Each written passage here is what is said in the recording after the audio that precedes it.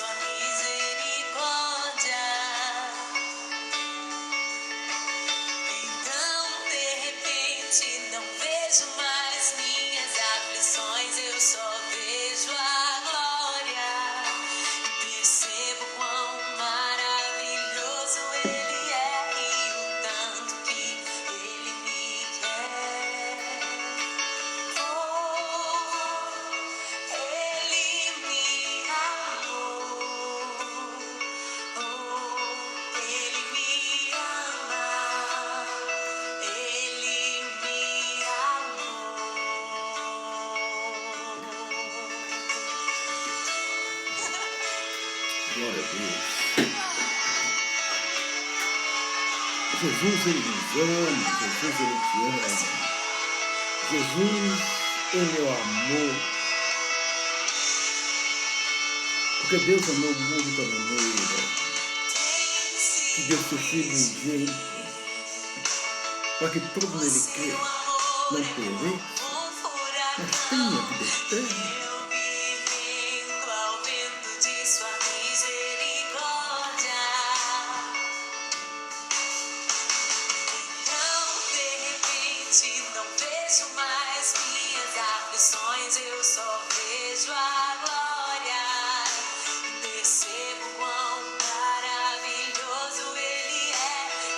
Nós vamos falar sobre o assunto fantástico. Vem você livro, alguns insights para a sua vida, para a minha vida. A escatologia vitoriosa, algo que perpassa todos os conceitos humanos, filosóficos, mas o crescimento espiritual da palavra de Deus como a fonte da vida.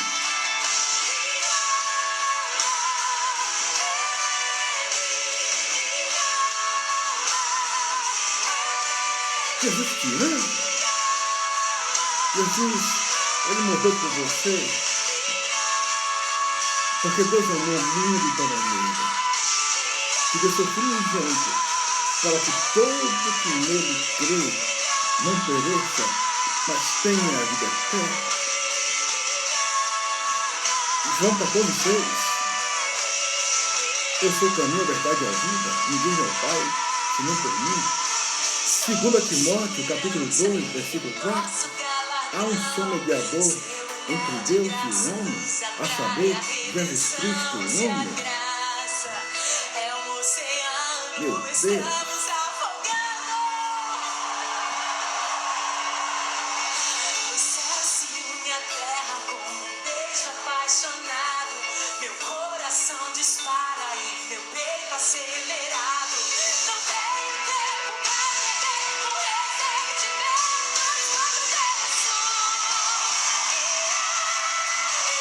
Romanos 3:23, todos pecaram, estão destruídos da glória de Deus. Apocalipse capítulo 3, versículo 20, eis que estou à porta e bato. Se alguém ouvir minha voz, entrarei na sua casa, cearei com ele e ele comigo. O versículo chave, ame esse versículo. Jesus falou. Escuta, anota aí. E se eu prego, e se eu expulso os demônios pelo Espírito, ao qual a tradução vai dizer pelo dedo de Deus, é chegado em vós o reino dos céus. Meu Deus.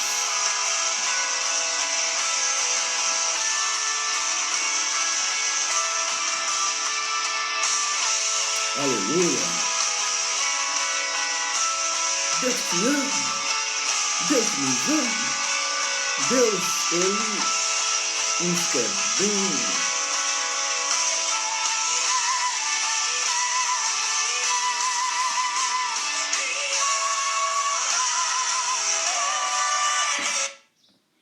Vamos começar a nossa palavra.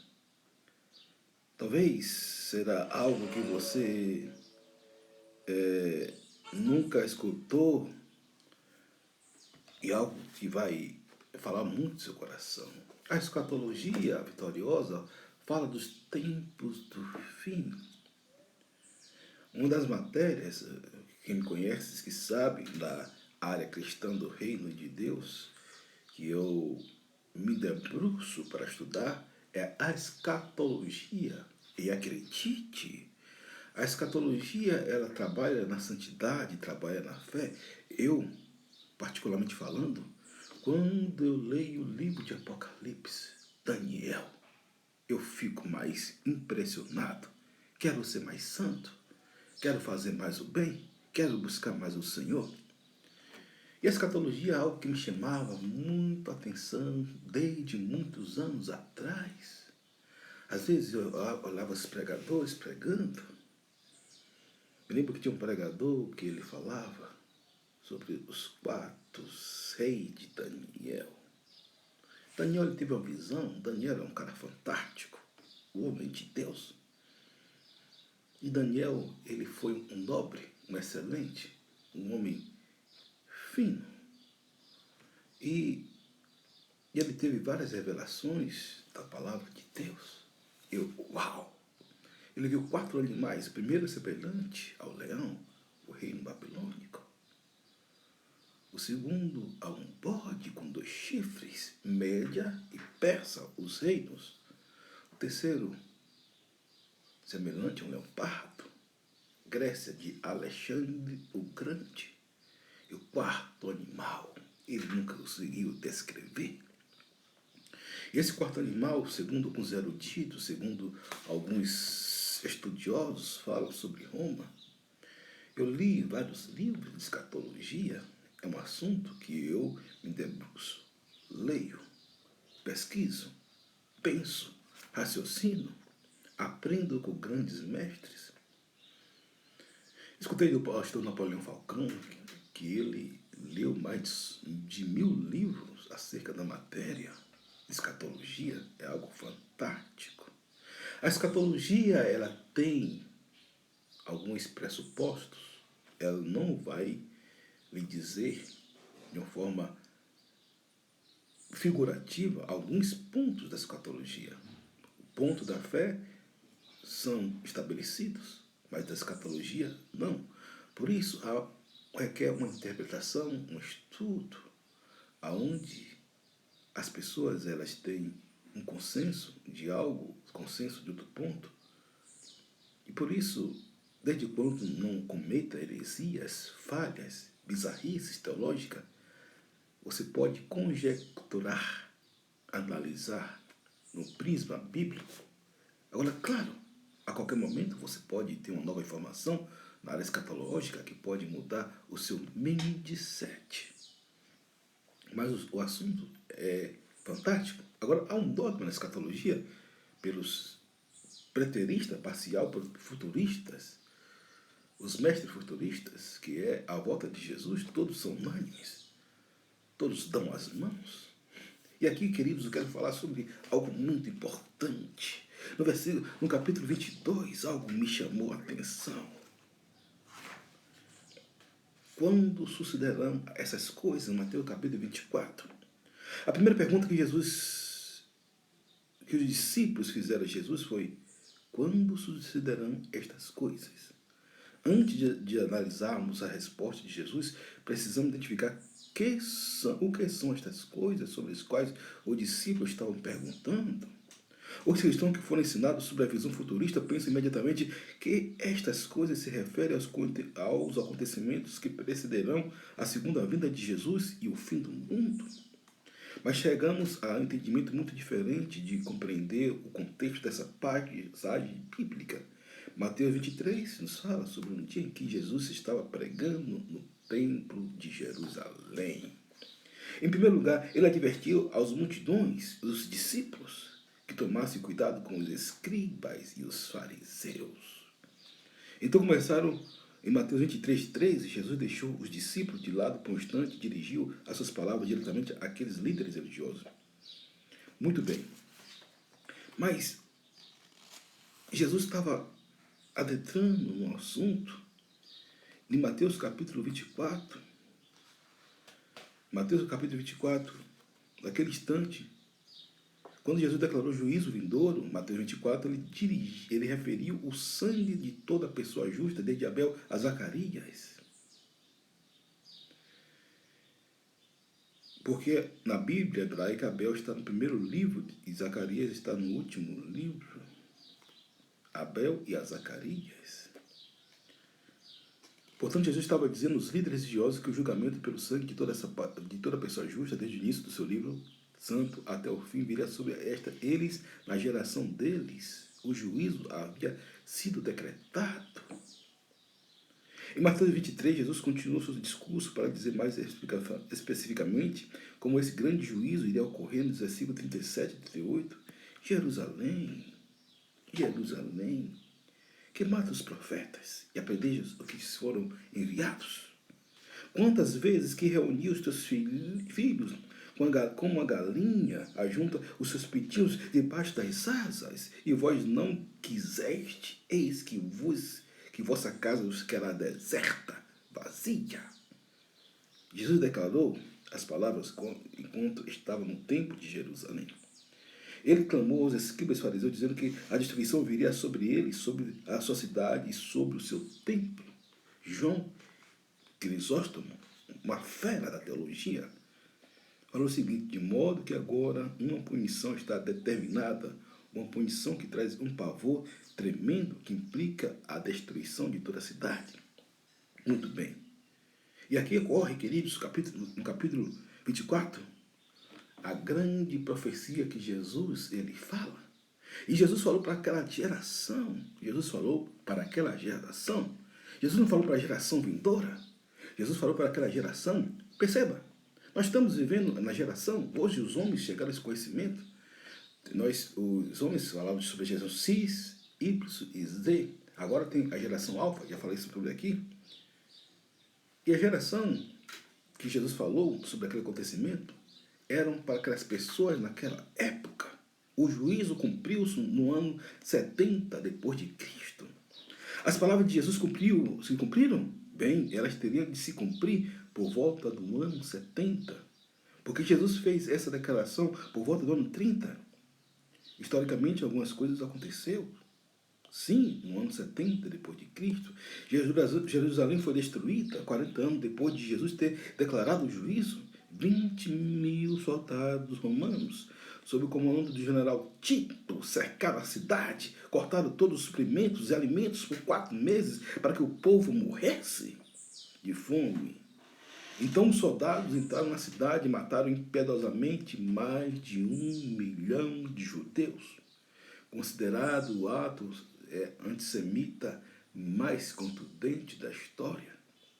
Os soldados incendiaram o templo e levaram 97.000 judeus cativos.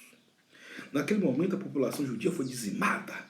Historicamente, pouco se sabe sobre a vida dos judeus que, nos 60 anos seguintes, foi somente por volta do ano 130 e 135 depois de Cristo que eles começaram a se reunir novamente com força suficiente para tentar uma rebelião contra Roma. Então, depois de 3 anos de luta, os romanos conseguiram esmagar essa rebelião, matando 580.000 judeus, e Israel deixou de ser conhecido como nação até 1948. Foi esse período que o comandante romano ordenou que o templo de Jerusalém fosse completamente demolido, que cada pedra fosse levada embora e que a terra sobre a qual o templo havia estado fosse arada. O templo foi totalmente destruído. Meu Deus. Os historiadores têm uma boa quantidade de documentos daquele período que que nos dão informação sobre a destruição do Templo de Jerusalém. Entretanto, a maior parte dessa informação vem de Joséfo. Joséfo é um historiador fantástico. Tem esse livro aqui de Flávio Joséfo. Dizem, comenta-se que é o mais profícuo, prolixo, cirúrgico, historiador de todos os tempos na área cristã. Joséfo escreveu muitas coisas, inclusive quando os soldados romanos entraram nas casas para saqueá-las, encontraram dentro delas famílias inteiras de homens mortos, o que significa que haviam sido mortos pela fome. Então eles ficaram horrorizados com essa visão. Queridos, isso significa dizer que Tito, o general, foi aquele a qual Jesus falou a abominável da desolação. Tito cometeu um sacrilégio, uma profanação, e Tito, ele destruiu o templo. Alguns estudiosos afirmam que Tito seria uma espécie de besta. Interessante que na página 55 fala algo mais contundente desse general, que Jesus proferiu, se referiu ao mesmo. Entretanto, porque essa não é a segunda, a terceira pergunta, entretanto, não tenha dúvida que a primeira pergunta sobre a destruição de Jerusalém, do templo, fato que ocorreu 70 anos depois de Cristo, na mesma geração dos discípulos, é exatamente como Jesus profetizou. Jesus estava profetizando para aquela geração. Jesus falou, não ficará pedras sobre pedras que sejam derrubadas. E os discípulos ficaram encantados com o templo. Os discípulos ficaram deslumbrados. Eu tive um templo de Salomão, é algo fantástico. E percebam, mas o templo de Salomão não chegava nem 1/10 dos ornamentos, das especiarias, dos filactérios, dos ornamentos do templo de Salomão. Muito bem. Aonde estiver o cadáver, os abutres, visualize milhares de soldados reunidos nas montanhas que circuncidam Jerusalém. Agora, acrescente essa imagem à bandeira sobre a qual eles reuniam, a bandeira do abutre, imagem que os soldados romanos carregavam nas flâmulas, geralmente pintada nos seus escudos, como o profeta Jesus declarou que os abutres se reuniam e que Jerusalém seria o cadáver. Quando antes de Jesus ser entregue à cruz do Calvário para salvar a humanidade, Jesus falou para Jerusalém, Jesus viu a visão, literalmente, ele é onisciente, onipotente, onipresente, e viu a visão de Tito, o general romano, invadindo Jerusalém. E foi coisa terrível, tremenda. Há uma passagem em Isaías, em Reis, que fala sobre aquele homem, aquele general que cercou a cidade, e um ciclo de farinha era vendido por um punhado de farinha era vendido por certa quantidade muito grande de prata, onde as pessoas faziam o canibalismo, tamanha era a fome, e em Tito, acredite, aconteceu o pior. E Jesus falou referindo-se a Tito, mas espere, caminhe um pouco comigo.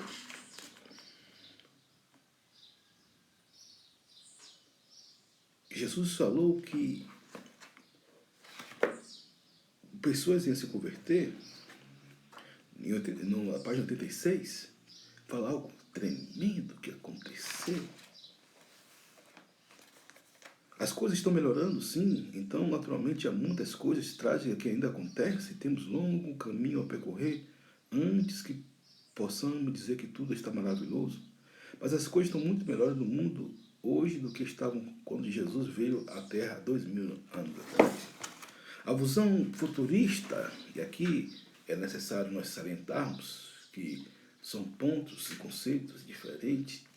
A visão futurista, ela fala de um mundo que vai de mal a pior.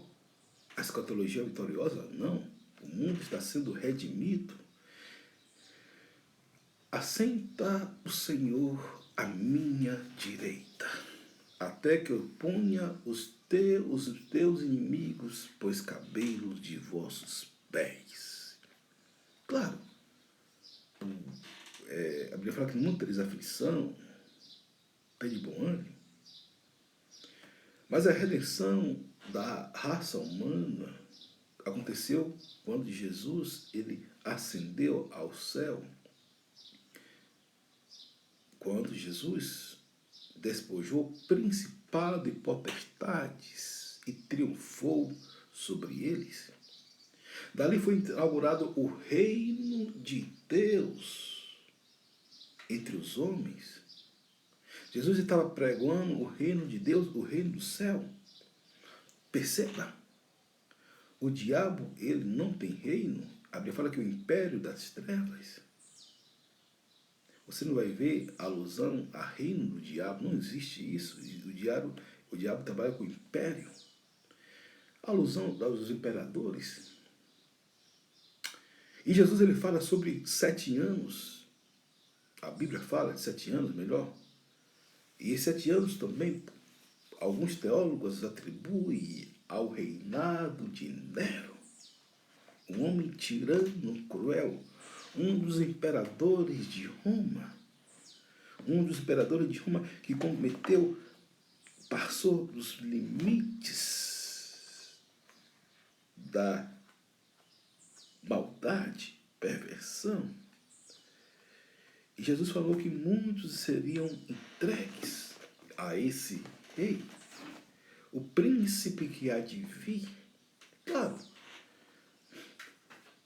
todas as conjecturas são salutáveis. Tem coisa na Bíblia que você não vai ter uma identificação profícua, exata, sobretudo em Apocalipse. E todos os autores são unânimes nisso. Eu já li muito da visão futurista.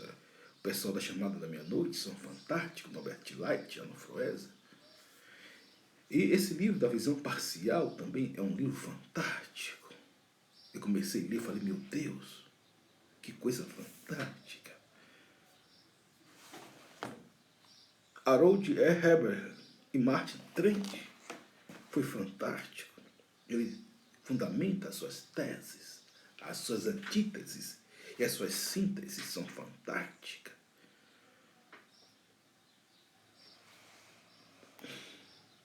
A Bíblia fala que são 5 reis, 7 reis. Veja só o que ele fala. Os 7 Césares do Império Romano.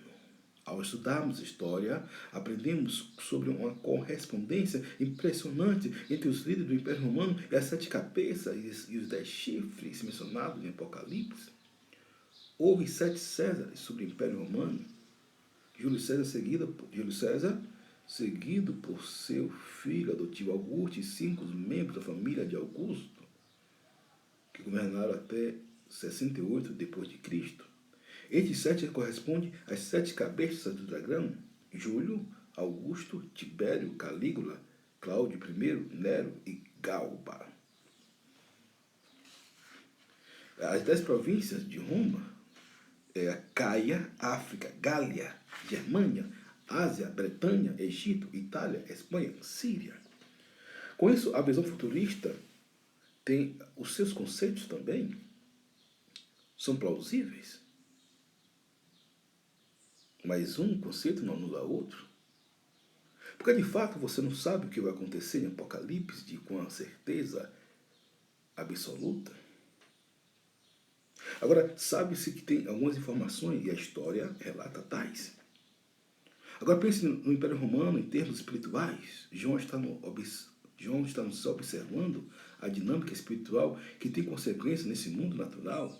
O mundo natural é fruto, é produto, é uma extensão do mundo espiritual. Ei, se mova no mundo espiritual. Seja um homem espiritual. Seja um homem que trabalhe no espírito.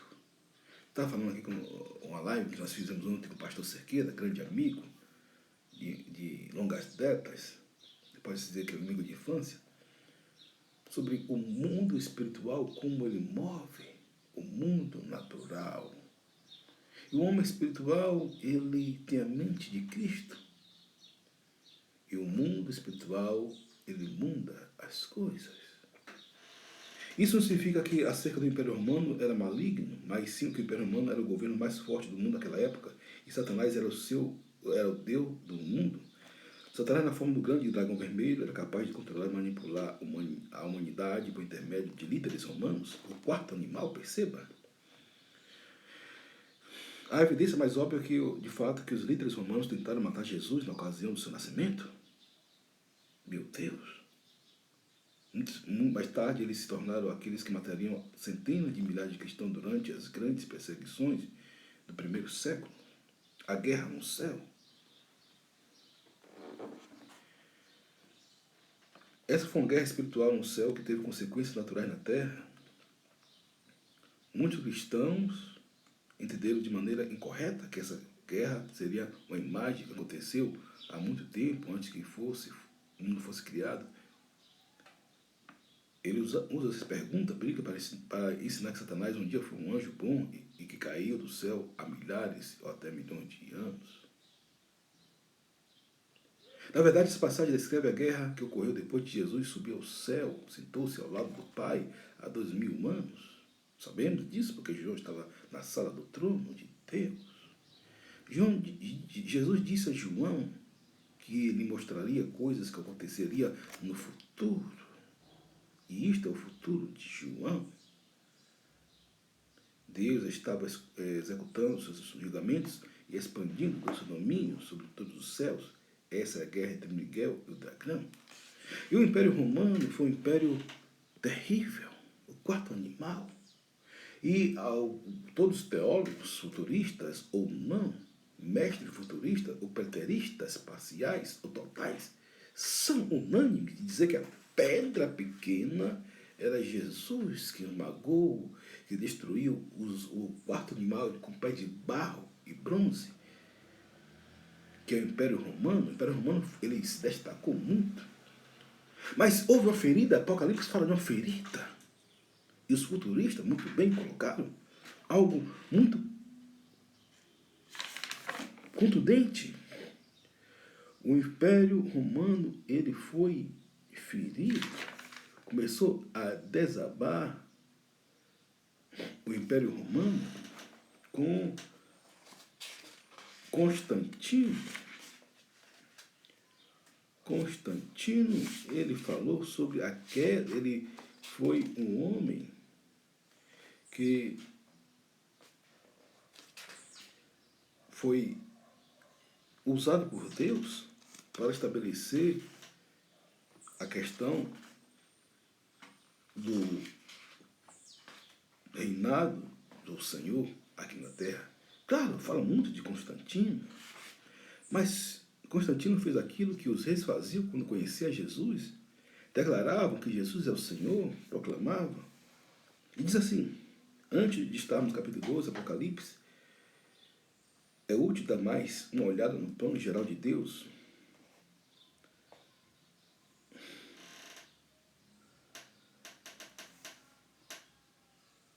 À medida que continuamos nossos estudos, devemos esperar que todos os inimigos do Senhor subjugados, mas em particular devemos esperar ver o Império Romano subjugado, como Daniel havia profetizado. Este fato prepara o cenário para entendermos o Apocalipse 12 e 14, o próximo conjunto de juízos da destruição de Roma, 410 anos depois de Cristo, aquele Império Romano do ano de 476 anos depois de Cristo. E Deus usou de uma forma especial Constantino. Constantino foi um imperador romano onde colocou preceitos e valores bíblicos.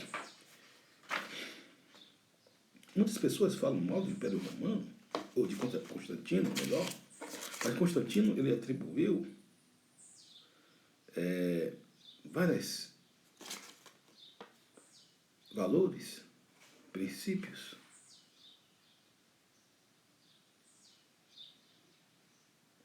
e preceitos no reino de Deus.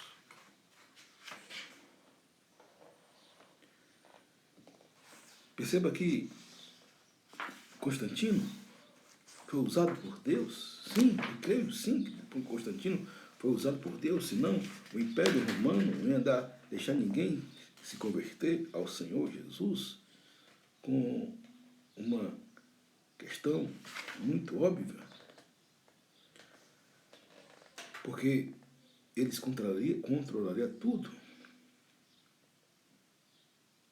Quando estudamos a história, aprendemos que o único evento mais importante, além da morte e ressurreição de Jesus, que aconteceu no Império Romano, no que diz respeito ao cristianismo, ocorreu nos anos 312 a 313. Antes desse período, os cristãos foram perseguidos com alguns períodos mais intensos que outros. Centenas de milhares de cristãos foram torturados, assassinados. Então veio o imperador Constantino. Antes de ir para uma grande batalha, Constantino teve uma visão que lhe dizia que se ele lutasse sob o sinal de Cristo, ele teria a vitória. O imperador fez com que seus soldados marcassem seus escudos com as principais letras do nome de Cristo. E depois saiu para a batalha, eles vieram uma grande vitória. Assim, Constantino se tornou um grande apoiador do cristianismo. No ano 313 depois de Cristo, Constantino criou uma lei legalizando o cristianismo. Nos anos que se seguiam, ele deu muitos presentes às igrejas cristãs, inclusive grandes extensões de terras. Constantino também construiu a primeira grande catedral cristã em Roma, tendo também construído muitas igrejas nas cidades ao redor do Império. Ou seja, a queda da grande Babilônia, de Roma, e Deus usou Constantino. Fala-se muito mal de Constantino, que Constantino foi que atribuiu o domingo. Gente, perceba, Deus tem que fazer algo para estabelecer o seu reino. Deus tem que usar alguém para estabelecer o seu conceito, os seus valores, os seus princípios, já que o Evangelho vinha de uma perda de milhões de pessoas.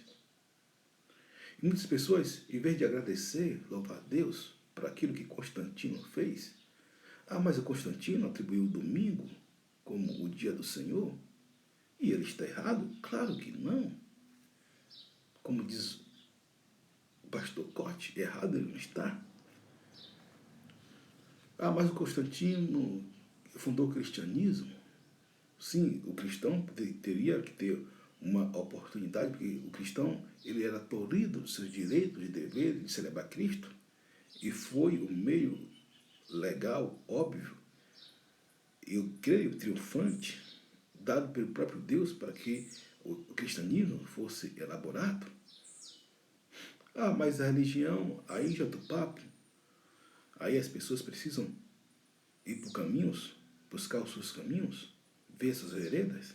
O Evangelho é uma mão é uma mão dupla. É você e Deus e você. Não somente Deus e você, mas você e Deus. Muito bem. E algo muito interessante, né? A queda do Império Romano com Constantino foi o ápice, o bojo, o centro, 313 anos antes de Cristo. Veio as igrejas, vocês sabem que em 31 de outubro de 1517, Martinho Lutero ele rompe com a igreja católica, apostólica romana, com seus cultos, suas formas, aquilo que estava errado, né? E funda o protestantismo. Nada contra os católicos, amamos os católicos. São bênção de Deus. Agora nós devemos ter a noção que de lá para cá, por mais que o cristianismo sofra e também triunfe, são 200 mil pessoas que se convertem por dia. São 200 mil que se convertem por dia. São cerca de 60 milhões que se convertem por ano. Eu tinha falado sobre isso aqui. Eu escrevi um livro, ou melhor, uma tese que não publiquei, que ainda, por algumas informações, foi até bom ter publicado. A igreja está preparada para o arrebatamento e trago algumas visões futuristas excelentes. porque são todos grandes homens de Deus. E as formações se completam, tanto dos futuristas como dos preteristas espaciais. E isso é muito bom. O fato é que Deus, ele sabe, nem o homem, nem os anjos, mas o Pai que está no céu. Muito bem. E a igreja foi triunfando, perceba que Deus foi zelando pela igreja. Viste bem, Jeremias? Eu velo a minha palavra para cumprir. E Jesus inaugurou o fim de uma era. Mateus capítulo 24, leia, entenda, pesquise. Mateus capítulo 24, quando eu li esse livro, passei esse livro, falei, vou ler esse livro, mas o livro me chamou a atenção. As pesquisas que eu tinha feito, eu gosto de escatologia, é um assunto que me debruço, que eu pesquiso, e me chamou a atenção. Mateus capítulo 24. E Jesus fala de um fim de uma era. Eu só vou ler para vocês terem entendimento daquilo que Jesus abordou. É fantástico. Vamos olhar aqui um pouco antes. Para que sobre vós caia todo o sangue do justo, nós lemos aqui, que foi derramado sobre a terra, desde o sangue de Abel, o justo, até o sangue de Zacarias, que são os livros hebraicos. Principalmente Jesus está falando naquela época, não existia no Novo Testamento. Esqueça o Novo Testamento. O livro é como se fosse a Bíblia que você carrega hoje. Jesus está falando desde Gênesis Apocalipse. Aí Jesus falou desde Abel a Zacarias. A informação que tinha. E que mataste, Zacarias, que mataste entre o santuário e o altar. Em verdade vos digo que toda essa geração onde vi, em verdade vos digo que todas estas coisas vão onde vi sobre esta geração. Jerusalém, Jerusalém, que mata os profetas. Apedrejas os que são enviados. Quantas vezes que eu ajuntar os teus filhos como galinha junto aos pintos debaixo das asas e tu não quiseste. Eis que a vossa casa ficará deserta. Porque eu vos digo, desde agora, me não vereis mais, até que digas, bendito que vem em nome do Senhor. Jesus é fantástico. Vamos lá. Segura o seu coração. Eu sei que Deus está falando com você aí. De qualquer sorte, a igreja é vitoriosa. O que eu quero passar é isso. Não importa se sua visão é futurista, parcial. Minha visão aqui não é defender uma tese. Grandes mestres estão aí. E você pode optar. Você não peca 1 milímetro em seguir uma tese futurista ou preterista. Mas eu quero que você tenha algo em mente. Que a igreja é vitoriosa. E quando Jesus ia saindo do templo, aproximaram-se deles os seus discípulos, para se mostrarem a estrutura do templo. Olha, o templo destruído pelo general Tito, 70 anos depois de Cristo. Jesus, porém, lhe disse, não vede tudo isso? Em verdade vos digo que não ficará aqui pedra sobre pedra, que não seja derribado. Os romanos pegaram pedra, todas as pedras do templo. Eu falei, meu Deus, eu estive no templo de Salomão. Olhei para um lado, olhei para o outro. Falei, meu Deus, aonde é que estou? Magnífico, aqui em São Paulo. Magnífico. Mas o templo, como já tem falado aqui, somos nós. Por isso, cuide do templo do Espírito Santo. Muito bem, vamos ganhar tempo. E estando assentados nos montes das oliveiras, chegando-se ele, os seus discípulos, particulares, dizem-nos quando serão estas coisas, que sinal haverá da tua vinda e do fim dos mundos. Jesus respondeu e disse-lhe, aconselhai-vos que ninguém vos engane, porque muitos virão em meu nome, dizendo eu sou Cristo, e enganarão a muitos.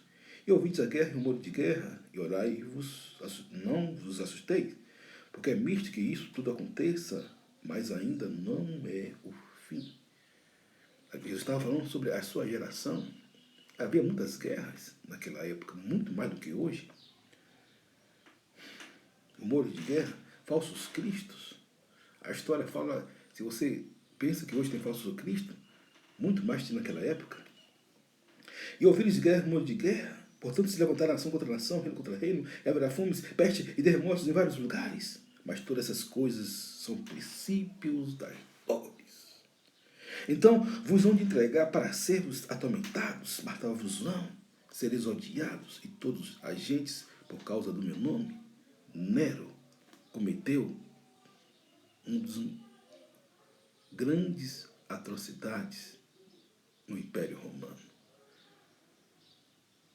José fala de quilômetros de cristão pintado de piche, ateado fogo, queimando enquanto Nero se gloriava, os cristãos jogados nos coliseus romanos.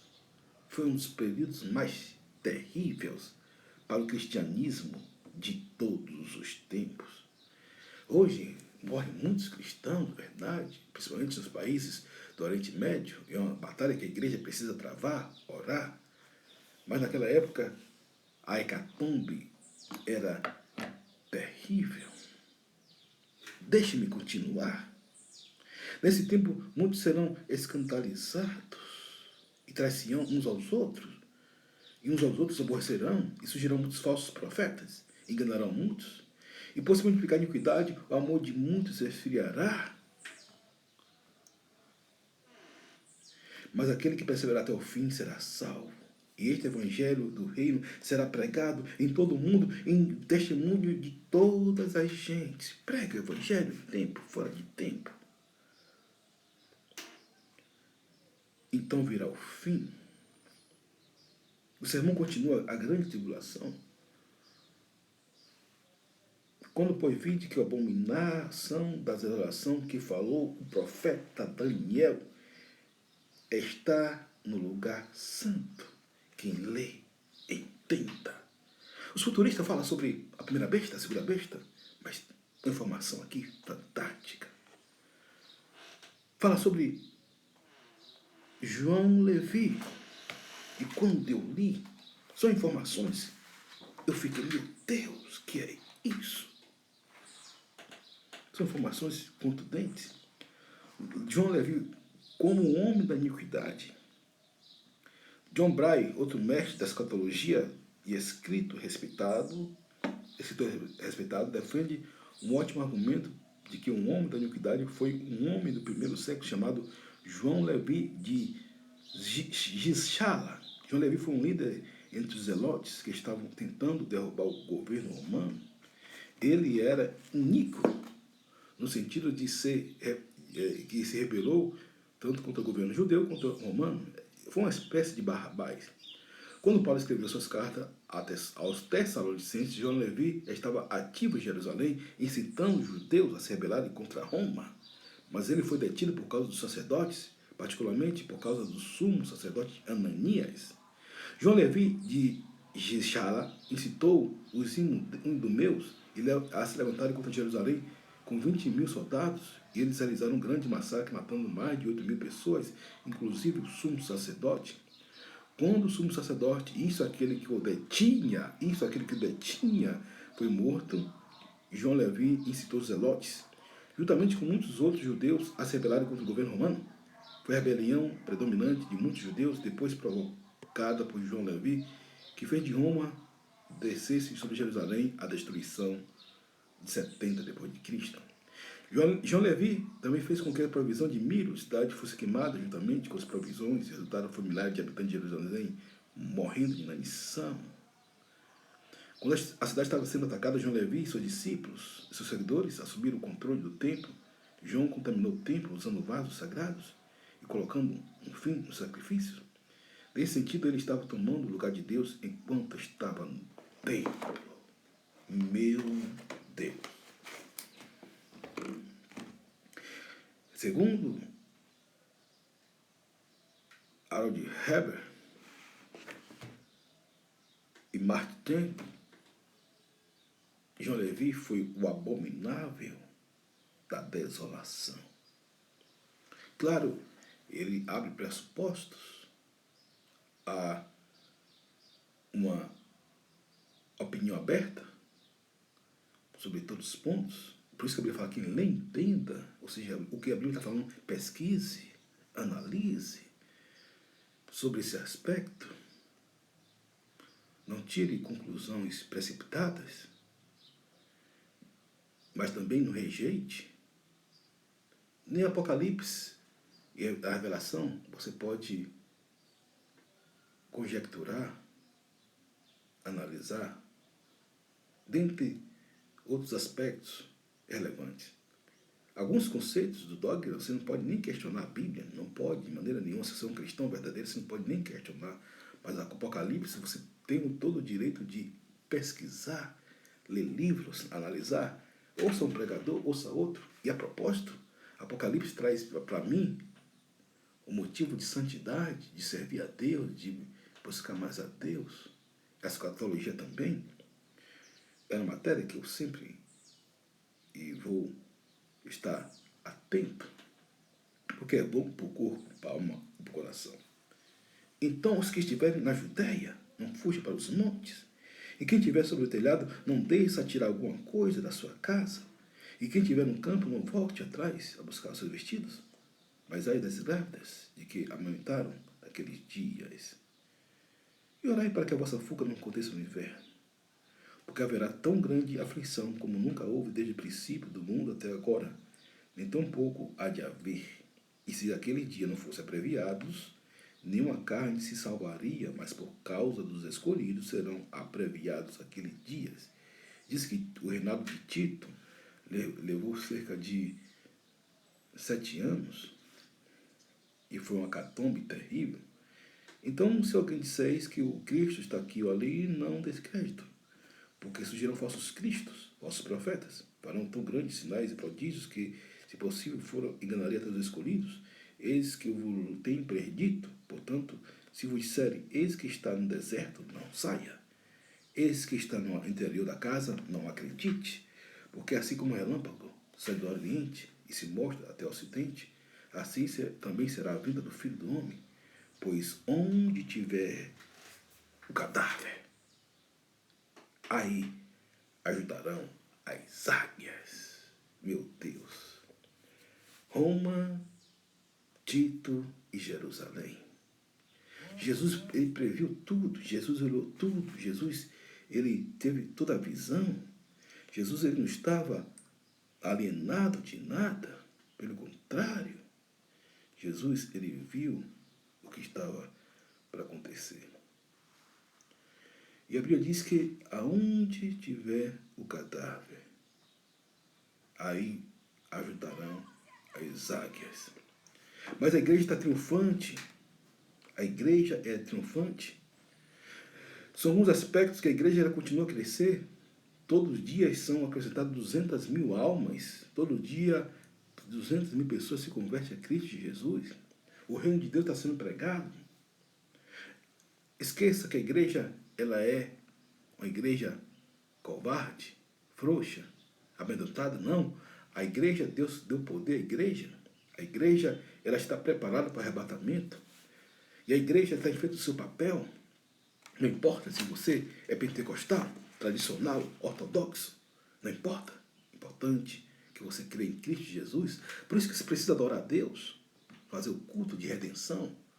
Quando Deus fala, rendei-me a mim, a igreja apenas, creio que, vamos dizer, a placa da igreja é apenas um meio lógico, legal, pelo qual Cristo, ele estabeleceu os homens para que o reino de Deus fosse chegado até esses homens. Eu fui pelos batistas, você foi pela Assembleia de Deus, outro foi pela presbiteriana, outro foi para uma igreja neopentecostal, ou tradicional, não importa.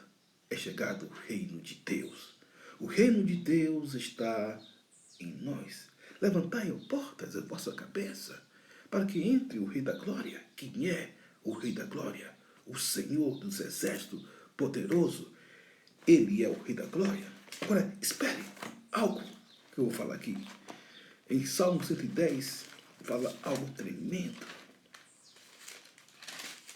Disse o Senhor ao meu Senhor, assenta-te à minha direita, até que põe os inimigos, pois cabelo dos teus pés. O Senhor enviará o cetro da tua fortaleza desde Sião, dizendo, domina no meio dos teus inimigos. O teu povo se apresentará voluntariamente no dia do teu poder, com santos ornamentos, como vindo os próprios seios da alva, será o orvalho da tua mocidade. Jurou o Senhor e não se arrependerá. Tu és um sacerdote eterno, segundo a ordem de Melquisedeque. O Senhor à tua direita ferirá o seio no dia da sua ira, julgará entre as nações, encherás de cadáveres, ferirá os cabeças de grande da terra, os cabeças de grande das terras. Pelo caminho assentar-se-ão o ribeiro e prosseguirá a cabeça erguida. Ande de cabeça erguida, leve seus olhos para o monte, de onde virá o meu socorro. Olhe para os olhos para o céu, dirá bem a sua redenção. Cristo reina, reinará e sempre reinará. Eu quero falar com isso que o reino de Deus chegou até nós. O reino de Deus chegou até você. Grande a sua fidelidade, é por causa do grande Aleluia. amor do Senhor. Meu Deus. Cada dia Adore a Deus, busca a Deus. É motivo de nós regozijarmos. Sim, está perto. O arrebatamento está perto. Todos são unânimes, futuristas, preteristas. Porque Deus amou o mundo de tal maneira que deu seu Filho unigênito para todo que nele crê, não pereça, mas tenha a vida eterna. Ele nos amou. Ele te ama. Ele nos ama. Meu Deus. Você pode fechar os seus olhos e se enxergar naqueles momentos do seu dia quando você Por se isso, sente assim tão sozinho. a passagem é muito forte Quem sabe sobre tão o livro. Senhor, indefeso, sem ensina-nos ninguém a para orar. recorrer. João 17.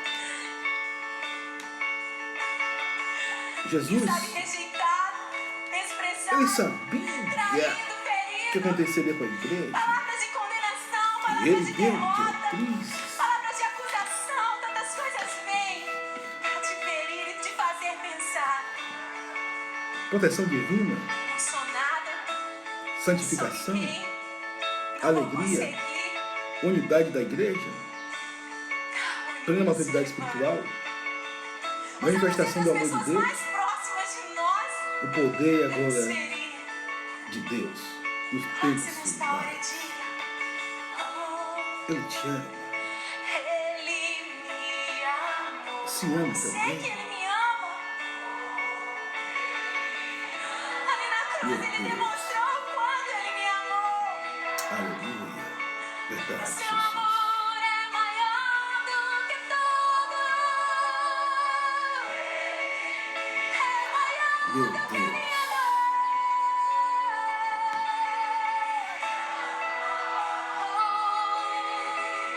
Me amou. Aleluia. Ele me chama de filho amado, em quem me comprazo, em mim está o seu prazer, em mim está o seu